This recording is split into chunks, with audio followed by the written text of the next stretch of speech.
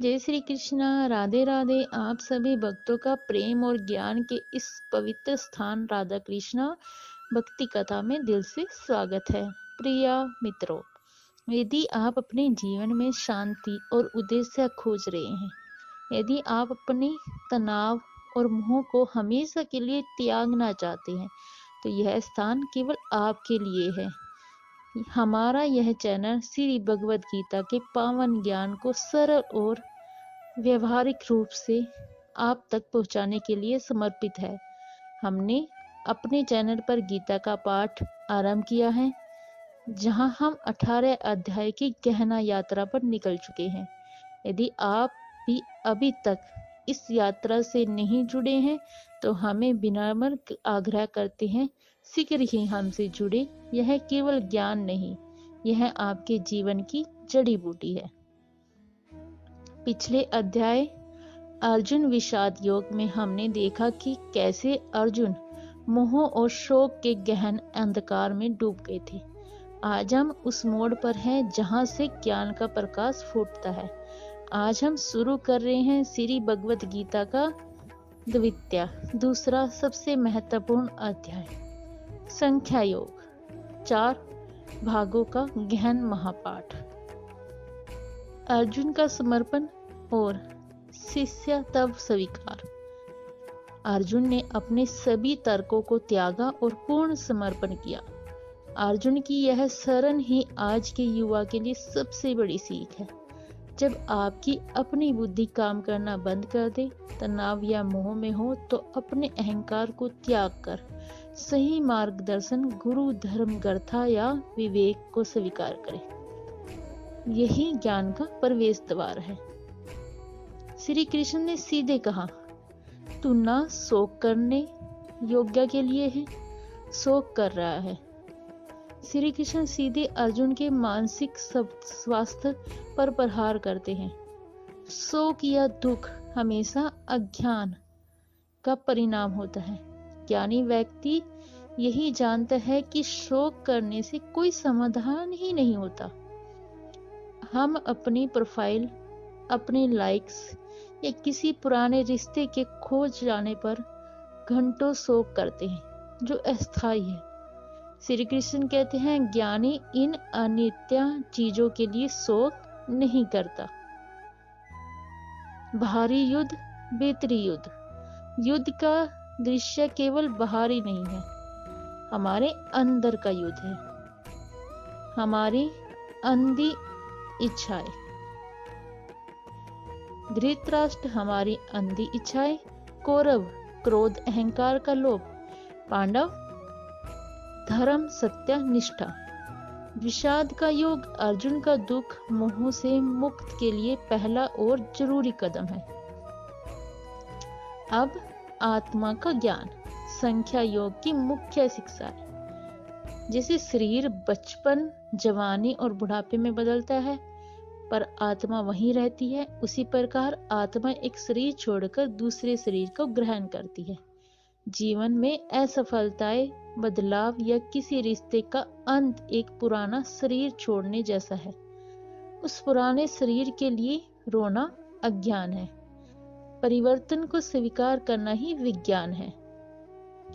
आत्मा को कोई शस्त्र काट नहीं सकता, न कोई अग्नि जला सकती है। यह केवल जीर्ण वस्त्रों को बदलने जैसा है।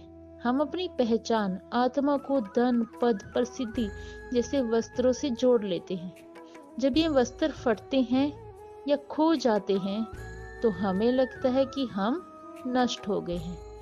आत्मा का ज्ञान हमें इस भय से मुक्त करता है कि बाहरी हानि हमें छू भी नहीं सकती।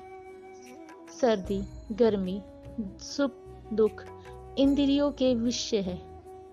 ये आते जाते रहते हैं, इन्हें सहन करना सीखो। सोशल मीडिया की तारीफ, सुख और ट्रोलिंग, दुख दोनों ही क्षणिक है। जो व्यक्ति इन दोनों का सामना भाव से सहन करता है, वही मानसिक रूप से सबसे ज्यादा मजबूत होता है। आज के युवा की सबसे बड़ी बाहरी महामारी है अकेलापन। हमारे फोन में हमारे दोस्त हैं, पर हम अंदर से खाली हैं। गीता का संख्या योग हम अकेलेपन का समाधान देता है। जब श्री कृष्ण कहते हैं कि आत्मा अविनाशी है, तो हम यह भी कहते हैं कि यह आत्मा हर प्राणी में एक समान है। आप किसी अकेले पे निर्भर नहीं हो, आप कभी अकेले नहीं है। आपकी आत्मा उस परमात्मा ईश्वर का ही अंश है। जिस पल पर आप यह जान लेते हैं कि मैं शरीर नहीं आत्मा हूँ, उस पल आप शाश्वत चेतना से जुड़ जाते हो, जो कभी अलग ही नहीं होती। सच्ची कनेक्टिविटी वाईफाई या सोशल मीडिया से नहीं आती, यह आपके अंदर की आत्मा से आती है। जब आप अंदर से पूर्ण होते हैं तो बाहरी भी भीड़ की जरूरत नहीं होती। यह आत्मनिर्भरता ही संख्या योग का आंतरिक बल है। कर्म बुद्धि स्थिर पक्ष साधन की परिभाषा। तुम्हारा अधिकार केवल कर्म करने पर है, उसके फल पर कभी न जाओ। आज का युवा इंटरनेट ग्राफिकेशन के कारण चल फल, व्यूज, सैलरी, रिजल्ट की चिंता में कर्म मेहनत करना छोड़ देता है। श्री कृष्ण कहते हैं, अकाउंट फुट पर नहीं, इनपुट पर ध्यान दो। फल की चिंता छोड़ो, 80% तनाव खत्म ही हो जाएगा। वह व्यक्ति जो मन में स्थित सभी इच्छाओं को त्याग कर आत्मा में ही संतुष्ट रहता है, वह स्थिर बुद्धि है। लक्षण: दुख की प्राप्ति में मन हमेशा दुखी रहता है, सुखों से आसक्त रहित हो जाता है, राग, भय और क्रोध से मुक्त हो, कछुए की तरह इंद्रियों को विषयों से समेट सके। क्रोध की शुरुआत अति चिंतन से होती है। सोशल मीडिया पर किसी चीज की बार बार कामना करना ही क्रोध को जन्म देता है, इसलिए अति चिंतन को रोकिए। आज का युवा लगभग काम करता है, देर रात तक जागता है और फिर भी थका हुआ महसूस करता है। ऐसा क्यों? क्योंकि आनासक्ति के बिना कर्म कर रहा है। कर्म योग की नींव यही है। श्री कृष्ण कहते हैं, स्थिर बुद्धि व्यक्ति कर्म करता है, पर फल की चिंता से नहीं, बल्कि कर्तव्य की भावना से प्रेरित होता है। जब आप डर की फैल हो जाओगे या लालच, इतना पैसा मिलेगा, ये काम करते हैं तो आपकी ऊर्जा तेजी से खत्म होती है। यही वर्कआउट है। जब आप कर्तव्य, यह मेरा काम है, मुझे अपना सर्वश्रेष्ठ देना है, ये से काम करते हैं तो आपकी ऊर्जा ईश्वर से जुड़ जाती है और आप थकते नहीं। अपनी नौकरी या पढ़ाई केवल पैसा कमाने का साधन न बनाएं, इसे अपने कर्तव्य का पालन मानकर करें। जब आप कर्म में निष्ठा लाते हैं तो काम बोझ नहीं बल्कि योग बन जाता है। संपूर्ण अध्याय का गहरा। आज की युवा के लिए व्यवहारिक साधन और आह्वान यह जानना है कि मैं कौन हूं। आत्मा, बुद्धि योग कर्म यह जानना है कि मुझे क्या करना चाहिए। संख्या योग की शिक्षा का लक्ष्य है बुद्धि को स्थिर करना। यही यदि आपकी बुद्धि स्थिर है तो आप हर चुनौतियों को सामना शांत मन से कर सकते हैं। जब क्रोध या चिंता आए तो 5 सेकंड रुककर बुद्धि से पूछे, क्या यह मेरे नियंत्रण में है? हर नुकसान, जॉब छूटना, ब्रेकअप को पुराने वस्त्र त्यागने जैसा मानकर शोक करना बंद करें। केवल आउटपुट नहीं, प्रोफेसर दुख दोनों में एक समान मुस्कान रखें। अध्याय का अंतिम उपदेश बाहरी स्थिति परम शांति की स्थिति को प्राप्त करता है। श्री कृष्ण का संदेश संख्या योग हमें सिखाता है कि मृत्यु का भय, मोह को दुख और असफलता का तनाव केवल तभी तक है जब तक हम शरीर को आत्मा मानते हैं। प्रिय मित्रों, आज हमने गीता के हृदय का पाठ किया।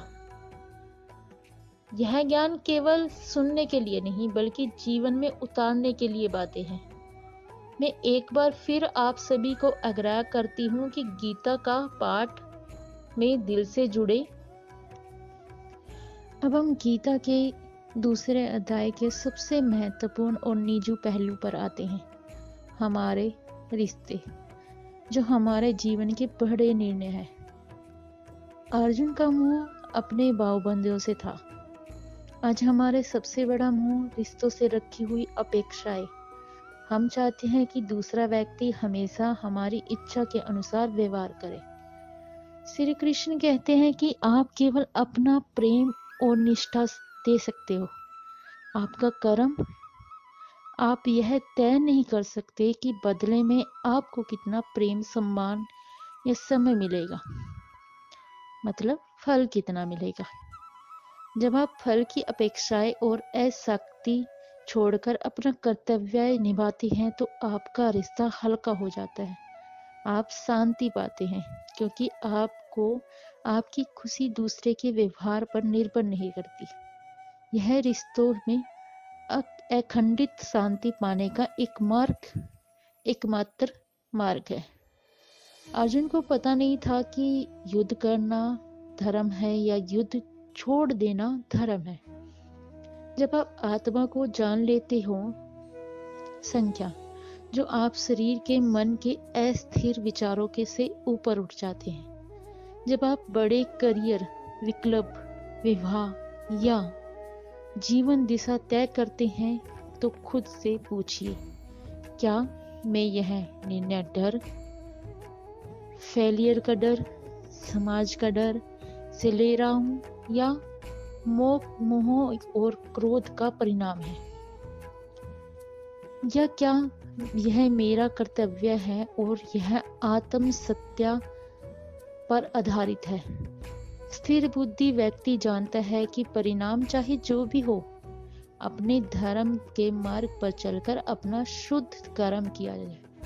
यही वह समझता है जो आपको जीवन में हर युद्ध में विजयी बनाती है। श्री कृष्ण की यह पूरी शिक्षा अर्जुन को उस मानसिक स्थिति से निकालने के लिए थी जहां वो परिणाम के डर से अपने कर्तव्य को भूल गया था। आज आप भी अपने कर्तव्य, चाहे वह पढ़ाई हो, व्यापार हो या परिवार हो, को केवल स्थिर बुद्धि से मोह रहित होकर, यही संख्या योग का परम फल है। आज हमने श्री भगवद गीता के हृदय दिल द्वितीय अध्याय संख्या योग का पूर्ण पाठ किया है। हमने अर्जुन के शोक से लेकर आत्मा की अमरता और स्थिर बुद्धि के परम ज्ञान तक यात्रा की है। यदि आज इस ज्ञान को सुनकर आपके मन से तनाव, मोह या मृत्यु का भय तनिक भी कम हो गया हो तो समझे लीजिए हमारा यह प्रयास सफल हो गया। राधा कृष्णा भक्ति कथा में आपका स्वागत है। हमारा यह चैनल राधा कृष्णा भक्ति कथा केवल कहानियां सुनाने के लिए नहीं है, बल्कि आपको श्री कृष्ण के उपदेशों के माध्यम से वर्तमान जीवन जीने की कला सिखाने के लिए समर्पित है। हम अपनी इस गीता पाठ के माध्यम से 18 अध्यायों की गहन यात्रा पर है। अब तक हमने अर्जुन के विषाद और संख्या योग के विज्ञान को समझा है। हमारा आपसे विनम्र अनुरोध है, यदि आपको यह ज्ञान सच्चा और कल्याणकारी लगा हो तो इस वीडियो को लाइक जरूर करें। इस पावन ज्ञान को उन युवाओं और मित्रों तक अवश्य पहुंचाएं जो आज तनाव और चिंता से जूझ रहे हैं। ज्ञान को साझा शेयर जरूर करें। एक महान कर्म योग होगा आपका। और सबसे महत्वपूर्ण, हमारी इस ज्ञान की यात्रा से जुड़े रहने के लिए कृपया हमारे चैनल को सब्सक्राइब करना बेल आइकन को बटन दबाना, ताकि आप गीता के अगले अध्याय कर्म योग की शिक्षा से वंचित ना रहे। आगे क्या है, अगले अध्याय में हम समझेंगे कि ज्ञान को जानने के बाद हमें कर्म कैसे करना चाहिए, यानी निष्काम कर्म योग को विज्ञान। मिलते हैं अगली वीडियो में। अपने कर्तव्य पर स्थिर रहिए और अपने मन को शांत कीजिए। सबका कल्याण हो। जय श्री कृष्ण। राधे राधे।